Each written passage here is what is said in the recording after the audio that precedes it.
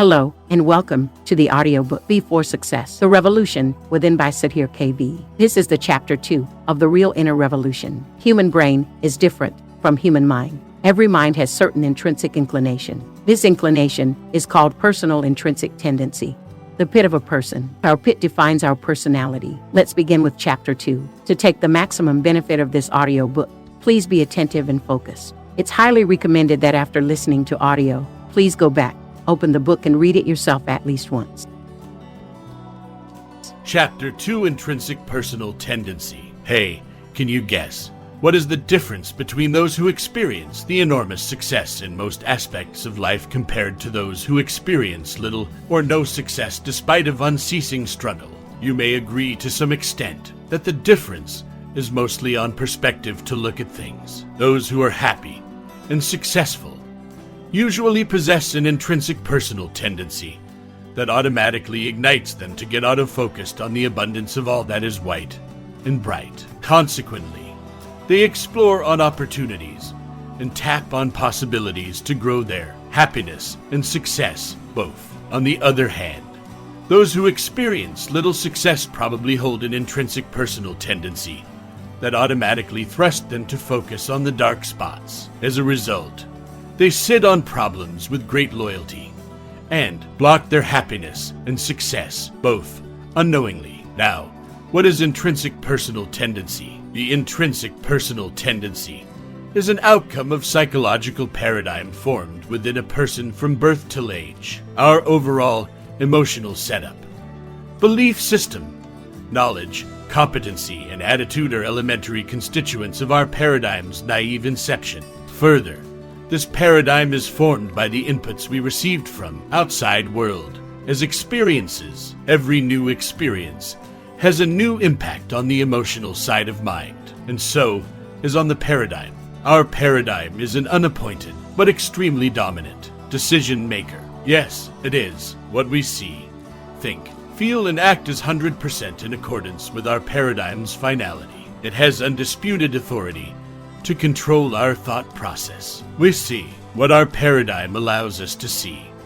We think what our paradigm allows us to think. We feel what our paradigm allows us to feel. It gives directions to our actions and defines every bit of execution. Every move we take is derived from the paradigm we behold within us. The paradigm is rigorously invincible, but fortunately, it's rewritable. We learn plethora of lessons, consciously and unconsciously, in a most influential school, the school in which we never took admission through any entrance exam. We never paid money as fee, but we keep writing its exams and keep getting results without any scorecard. We call this school the daily life. Every moral picked up today in this school adds something to the paradigm, which was formed till yesterday. Additions to paradigm grow it bigger and make it more powerful. It solely depends on our previous day's paradigm, that what morals we will pick today from the school of daily life and will add to today's paradigm. Then today's paradigm is going to be the base for creating tomorrow's paradigm. This is how our thought process gets cultivated and the paradigm festers. It's a chain, a continuous and never-ending concatenation of thoughts and beliefs. It never shrinks back but grows every day. It's unstoppable a lifetime. If we add positive morals to our paradigm every day, it cascades and forms an intrinsic personal tendency that prominently looks at the brighter side of the things. Apparently, if we add negative morals to it every day, it cascades and forms an intrinsic personal tendency that conspicuously looks at darker side of the things. Intrinsic personal tendency of looking at brighter side of things can be easily correlated with optimistic behavior and positive attitude. On the contrary, the intrinsic personal tendency of looking at darker side of things can be abutted with pessimistic behavior and negative attitude.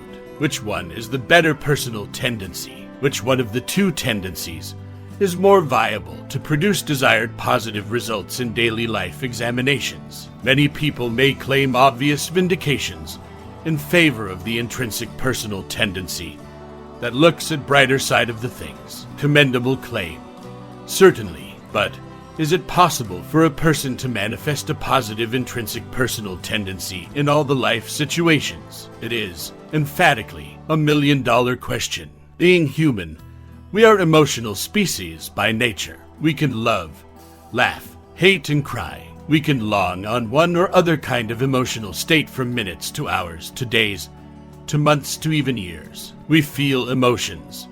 We express emotions. We captivate emotions. And we communicate emotions. What we think turns to what we feel. What we feel turns to what we observe. What we observe turns to what we behave. When emotions translate into language of communication, we perceive them as behavior, and this is the place where we as human, despite of all intelligence, knowledge, and wisdom, get prostrated to lose the positivity from our intrinsic personal tendency. Why? Because when emotions mess with perceptions, they generate the most crusading feeling present in humans' emotional dictionary called hurtfulness. When we feel of being hurt, we behave drastically different. On the contrary, the feeling of joyfulness makes our behavior to ride on another path. Feelings place our behavior on the roller coaster of behavioral loop. What is behavioral loop? How it impacts our daily life. Why it is so crucial. How it has gained the complete authority to control our future. Stay tuned. We are heading towards the core of human psychology of success and abundance. Join me in the next part, the behavioral loop.